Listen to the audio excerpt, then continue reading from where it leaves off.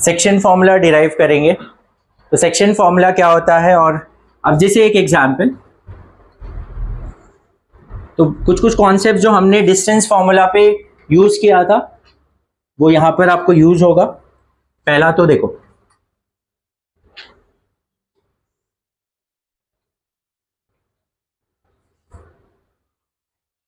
So what is section formula. तो suppose ये point A है और ये पॉइंट बी है।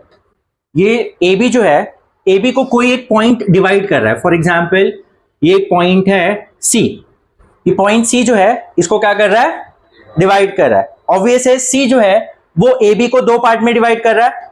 कौन से पार्ट में, ए सी और सी बी। तो ए सी और सी बी जो है इसको दो पार्ट में डिवाइड कर रहा है। तो इसका जो रेशियो है, सपोज हम मान लेते हैं m/n के रेशियो में डिवाइड कर रहा है। m1 m2 के रेशियो में भी बोल सकते हो, m और n के रेशियो, जो भी आपको लिखना वैसे लिख सकते हो। तो हम बोल रहे हैं कि ये m और n के रेशियो में डिवाइड कर रहा है। मतलब अगर आप AC डिवाइड बाय CB लोगे तो क्या रेशियो आएगा, m/n।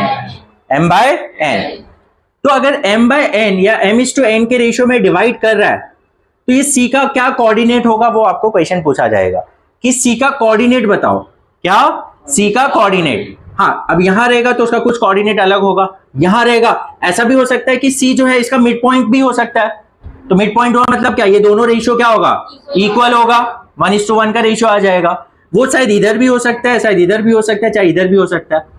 समझ में आ रहा है, बाहर भी हो सकता है, बट बाहर वाला कॉन्सेप्ट हमें नहीं सीखना है, तुम्हारे सिलेबस में नहीं है, वो एक्सटर्नल डिवीजन फॉर्मूला हो जाता है। हमें सिर्फ क्या सीखना है, इंटरनल डिवीजन फॉर्मूला। मतलब ए बी के बीच में कोई पॉइंट अगर आप लोगे तो ऑब्वियस है उसको एक पर्टिकुलर रेशियो में डिवाइड करेगा। अब वो जो रेशियो में डिवाइड करेगा तो आपको दिया रहेगा एक रेशियो, कभी रेशियो निकालने बोला जाएगा, कभी उसका कोऑर्डिनेट निकालने बोला जाएगा। तो अब पहले तो हम सेक्शन फॉर्मूला क्या होता है वो डिराइव करेंगे। तो हमने क्या बोला, let point C divides A B in the ratio of m/n। Is it clear, m/n। अब यहां पर ए का जो कोऑर्डिनेट है इसे हम मान लेते हैं x1 y1। क्या मानेंगे इसे हम, x1 y1। और b जो है इसके कोऑर्डिनेट्स हम मान लेते हैं x2 y2। क्या मान लेते हैं इसे हम, x2 y2। और जो x है इसके कोऑर्डिनेट्स को हम x, y मान लेते हैं। क्या मान लेते हैं, x, y। Is it clear. तो मुझे x का वैल्यू निकालना है और y का वैल्यू निकालना है। तो x का वैल्यू मैं कैसे निकालूंगा, मुझे अगर x1 y1 x2 y2 अगर मालूम है तो एक पर्टिकुलर फॉर्मूला यूज करके मैं x का वैल्यू और y का वैल्यू निकाल सकता हूं। तो वो फॉर्मूला क्या है, तो अब वो फॉर्मूला हम डिराइव करेंगे यहां पर। तो उसके लिए हमें क्या करना है, प्लीज ध्यान दो। यहां से x1 y1, यहां से एक ऐसा सीधा लाइन ड्रॉ करते हैं। हाँ ऐसा, ये पहले तो यहां से एक परपेंडिकुलर ऐसे लाइंस ड्रॉ कर दो। हाँ उसके बाद यहां से मैं एक ऐसा लाइन ड्रॉ करता हूं, यहां से और यहां से। ओके, तो यहां से आपने ऐसे परपेंडिकुलर लाइन ड्रॉ कर दिया और ए से एक लाइन ड्रॉ कर दिया जो एक्स एक्सिस को पैरेलल है, और सी से भी ड्रॉ कर दिया। तो यहां पर एक आपको एक पर्टिकुलर फिगर मिलेगा। फर्स्ट ऑफ ऑल अब देखो ये पैरेलल है टू एक्स एक्सिस और ये पैरेलल टू वाई एक्सिस है। तो ये जो इंटरसेक्ट होगा ऑब्वियस है 90 डिग्री पे होगा, यहाँ पर है ना, ये 90 डिग्री पे होगा। यस, क्योंकि एक्स एक्सिस और वाई एक्सिस क्या है, 90 डिग्री पे कर रहे हैं ना। तो ऑब्वियस उनके पैरेलल जो बनेंगे वो भी तो इंटरसेक्ट 90 पे होंगे। अब इसे कोई एक पॉइंट नाम दे दिया सपोज डी, और इसे एक पॉइंट दे दिया ई। देखो यहां पर दो ट्राइंगल्स दिख रहे हैं हमें। एक ट्राइंगल दिख रहा है CAD और दूसरा एक ट्राइंगल दिख रहा है BCE। अब ये दो ट्राइंगल को हमें सिमिलर प्रूफ करना है। क्या करना है, क्यों, क्योंकि मुझे रेशियो चाहिए ना, एडजन रेशियो चाहिए। तो रेशियो के लिए मुझे क्या करना पड़ेगा, दो ट्राइंगल को सिमिलर प्रूफ करो और उसे अप रेशियो ले लो। तो लेकिन दो ट्राइंगल को सिमिलर प्रूफ करने के लिए मुझे उसके तीनों साइड्स मालूम होने चाहिए ना, और प्लस दोनों ट्राइंगल को पहले तो सिमिलर प्रूफ कर लेते। एक काम करते, क्या ये दोनों ट्राइंगल आपको सिमिलर दिख रहा है, बाय 8 टेस्ट से हम प्रूफ कर सकते हैं। पहला तो 90-90 है, यस 90-90 है। दूसरा ये देखो ये दो लाइन पैरेलल है, अगर ये पैरेलल है तो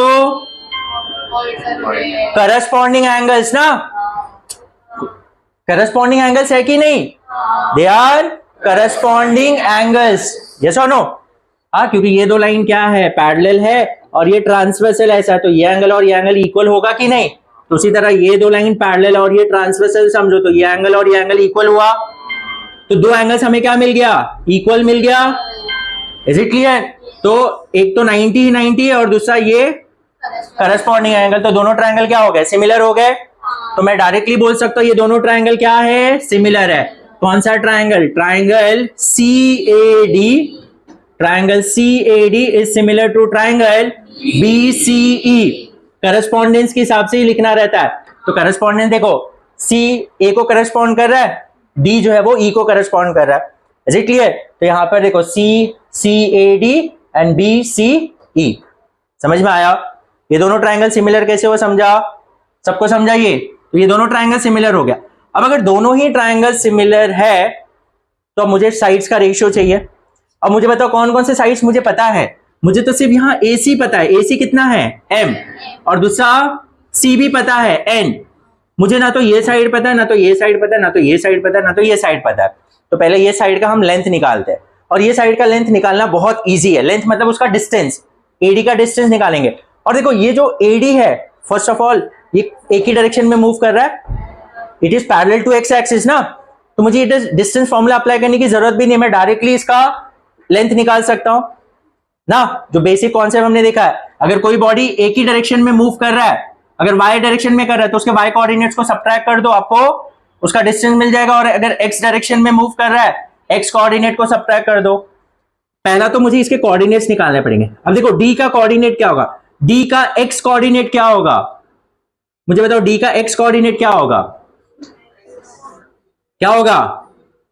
d का x कोऑर्डिनेट जो c का होगा ना, क्योंकि देखो C और D एक ही लाइन में है, तो जितना दूर C यहां से है उतना ही D भी तो है। तो ऑब्वियस है C का जितना डिस्टेंस ओरिजिन से है उतना ही x कोऑर्डिनेट D का भी होगा। तो C का कोऑर्डिनेट क्या है, x, तो इसका भी x कोऑर्डिनेट ही होगा। इसका y कोऑर्डिनेट कितना होगा, y कोऑर्डिनेट मतलब ये कितना ऊपर है, जितना a का होगा ना, क्योंकि y भी उतना ही डिस्टेंस पे है ना, तो क्या होगा, आया ना, ये समझा? तो D का कोऑर्डिनेट मुझे मिल गया। In the same way E का कोऑर्डिनेट क्या होगा, अगर मैं E की कोऑर्डिनेट किया तो इसका x कोऑर्डिनेट क्या होगा, x2 ना, जो B का होगा, क्योंकि B के लाइन में ही है ना, तो जितना दूर यहां से B है उतना ही तो E है, तो B का जो x कोऑर्डिनेट होगा वही E का भी x कोऑर्डिनेट होगा। y कोऑर्डिनेट क्या होगा इसका, y ना, जितना C ऊपर है उतना ही E भी तो है, तो C का जो y कोऑर्डिनेट होगा वही इसका भी होगा, आया ना? अब सिंपली इसका डिस्टेंस निकालना है, AD। तो AD किस में मूव कर रहा है, AD जो है वो x एक्सिस में ही मूव कर रहा है ना, देखा जाए वर्टिकल में तो जा नहीं रहा है, तो AD क्योंकि पैरेलल है तो y कोऑर्डिनेट तो 0 ही बन जाने वाला है। तो क्या होगा, देखो ग्रेटर माइनस, तो क्या होगा x minus x1, x minus ना।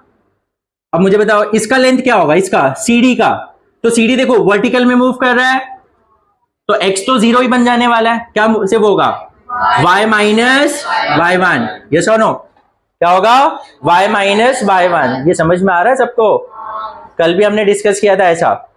तो CD का लेंथ कैसे मिला समझा, हम डिस्टेंस फॉर्मूला भी यूज कर सकते हैं, लेकिन मैंने आपको बताया ना डायरेक्टली जब एक ही एक्सिस में मूव कर रहा है, तो y एक्सिस में मूव कर रहा है तो y कोऑर्डिनेट ही माइनस करके उसका डिस्टेंस होगा, x एक्सिस में मूव कर रहा है तो x कोऑर्डिनेट का ही डिफरेंस आएगा ना। अब इसका बताओ इसका लेंथ क्या होगा, CE का लेंथ क्या होगा, तो अगेन CE कौन से कोऑर्डिनेट में मूव कर रहा है, x एक्सिस ना, इसमें तो क्या होगा x2 माइनस, कौन y बोल रहा है, y कहां से होगा, ये y डायरेक्शन में थोड़ी ना मूव कर रहा है, ये x डायरेक्शन में ही मूव हो रहा है ना, y तो 0 हो जाएगा ना, y माइनस y तो 0 हो जाएगा, समझ में आया? हॉरिजॉन्टल है बाबा, हॉरिजॉन्टल में आपको क्या करना है, इसका x कोऑर्डिनेट माइनस इसका x कोऑर्डिनेट, y तो 0 ही बन जाएगा। अब इसका बताओ इसका क्या होगा, ये कौन से इसमें मूव कर रहा है, y, तो क्या होगा x तो 0 ही बन जाएगा, क्या आएगा y2 minus y2 minus y। Is it clear? तो हमें तीनों ही साइड्स मिल गए अभी। अब दोनों ट्रायंगल अगर सिमिलर है तो उसके सारे साइड्स प्रोपोर्शन में होंगे, तो क्या होगा CA by BC will be equals to AD by CE will be equals to CD by BE by CSST, corresponding sides of similar triangle. Now what is CA? What is CA? M. What is BC? N. What is AD? Sorry, ये हाँ ये है N. ये क्या है? AD. X minus. What is CE? CE. X2 minus X. X2 minus equals to CD. CD कितना है? CD. Y minus. What is BE? Y2 minus Y. Is it clear? तो मुझे x का वैल्यू निकालना है, तो x जिसमें involve है पहले उनको देखते हैं. तो x का वैल्यू, तो ये दोनों को इक्वेट करते हैं. तो m upon n is equals to x minus x1 upon x2 minus x. Cross multiply करो तो जाएगा m bracket x2 minus x is equal to n bracket x minus x1. Yes, तो क्या आ जाएगा? ब्रैकेट ओपन करोगे तो हो जाएगा mx2 minus mx is equals to nx minus nx1. अब क्या करते हैं, मुझे x का वैल्यू चाहिए ना, तो x वाले टर्म को एक साइड रखते हैं और दूसरे टर्म्स को एक साइड रखते हैं. तो क्या करते हैं, ये mx2 nx1 को इधर लेके आते तो plus nx1 is equal to minus mx वहां जाएगा तो प्लस mx और nx इधर है. Is it clear? तो ये क्या हो जाएगा? mx2 plus nx1. दोनों में क्या कॉमन है? x कॉमन है. x बाहर ले लिया, क्या बचा? m plus. So what is the value of x? mx2 plus nx1 divide by m plus n. तो ये हो गया हमारा x का फॉर्मूला. सो x का फॉर्मूला क्या है हमें? x इज इक्वल टू, जब अगर मुझे यहाँ x का वैल्यू निकालना है तो फॉर्मूला क्या यूज करना है? mx2 plus nx1 divide by m plus n. So this is the formula for x. समझ में आया? समझा ये? अब देखो टेक्स्ट बुक में m1 m2 दिया हुआ है, तो ये आपका m1 x2 plus m2 x1 divide by m1 plus m2. m1 m2 के टर्म्स में लिया है. अब वो आप m और n भी ले सकते हो. Is it clear? समझाइए. तो x, जब भी आपको x निकालने आएगा तो फॉर्मूला क्या यूज करेंगे? mx2. m क्या है? वो डिवीजन जो भी वैल्यू होगा. mx2, x2 मतलब सेकेंड वाले पॉइंट का जो x कोऑर्डिनेट होगा, प्लस nx1, तो n जो डिवीजन पार्ट होगा, x1 that is the x coordinate of the first point, divide by m plus n. ये हो गया x का फॉर्मूला. ये x मतलब ये हमें x c का x कोऑर्डिनेट मिलेगा. अब y कोऑर्डिनेट के लिए क्या फॉर्मूला बनेगा? अब इन दोनों को इक्वेट करते हैं हम. इन दोनों को इक्वेट करोगे that is m by n is equals to y minus y1 upon y2 minus y. Cross multiply तो m y2 is equals to n y minus y1. तो ये जगह m y2 minus m y is equals to n y minus n y1. तो ये जाएगा m y2 plus n y1 is equals to m y plus n y. तो यहाँ पर m y2 plus n y1 is equals to m y common है तो m plus n. तो m plus n को इधर लेके आ जाओ तो m y2 plus n y1 upon m plus n. तो ये हो गया y का फॉर्मूला. तो y क्या मिला हमें? m y2 plus n y1 divide by m plus n. Is it clear? So what is the formula to find out the value of x? mx2 plus nx1 divided by m plus n. What is the value? Formula for y? Y is equals to my2 plus ny1 upon m plus. ये हो गया internal division formula. अब यहां पर अगर वो mid point होगा तो ये फॉर्मूला हमारे लिए और इजी बन जाएगा. अगर मिड पॉइंट दिया होगा तब, तो मिड पॉइंट अगर होगा तो मुझे बताओ m/n का रेशियो क्या आएगा? 1:1. तो मतलब m का भी वैल्यू 1 होगा और n का भी वैल्यू 1 होगा ना. समझ में आ रहा है? अगर ये 4 है ये भी 4 है तो रेशियो तो क्या आएगा? 4/1 दैट इज m/n. तो m का वैल्यू 1/1 हो गया. तो ये फॉर्मूला में पुट करो. देखो mx2 plus nx1 divide by m plus n. तो m और n का वैल्यू 1 हो गया. तो what is 1 into x2 that is x2, 1 into x1 that is x1 divide by 1 plus 1 that is 2 ना, तो x का वैल्यू क्या आ जाएगा, x1 plus x2 divide by, so this is the formula for x when c is the mid point. जब mid point दिया होगा तो simply क्या करोगे आप, x1 plus x2 divide bye x1 plus x2 divide by 2। ये formula पे use करके करो तो भी वही आएगा, क्योंकि हमने वही किया ना, क्योंकि m और n का वैल्यू क्या हो जाएगा, 1 हो जाएगा ना, क्या हो जाएगा 1, कब, जब ये क्या रहेगा, mid point. In the same way वहां पर भी जब आप पुट करोगे तो y का क्या फॉर्मूला बनेगा, y1 plus y2 divide by 2।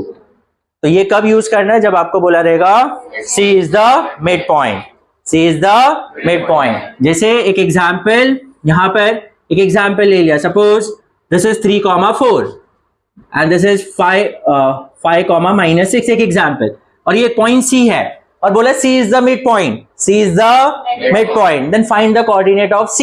तो c का कोऑर्डिनेट मतलब पहले x कोऑर्डिनेट निकालोगे फिर y कोऑर्डिनेट, तो x कोऑर्डिनेट क्या बनेगा इसका, x1 plus x2 divide by, so 3 plus 5 divide by 2 that is 8 divide by 2 that is 4।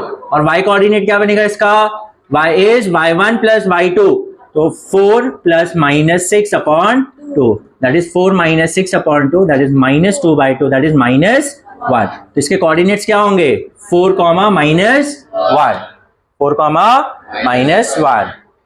Is it clear, समझ में आया, हाँ, किसको नहीं समझा।